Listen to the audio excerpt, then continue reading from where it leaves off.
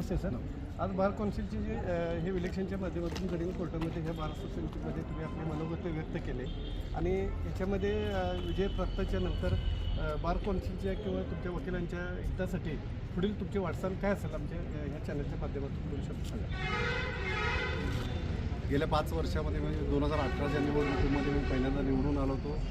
त्यावेळेला जे काही आपल्यासमोर मत व्यक्त केलं होतं वकिलांसाठी ज्या काही गोष्टी करण्यासारख्या होत्या ते त्यावेळेला मी मांडल्या होत्या आणि त्याच्यानंतर जो काही पाठपुरावा करणं गरजेचं होतं ते मागच्या 5 वर्षामध्ये काही पाठपुरावा केला. त्यातलं सगळ्यात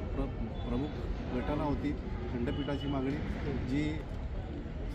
या खंडपीठाच्या कृती समितीचा प्रमुख म्हणून काही काळ मला काम करायची संधी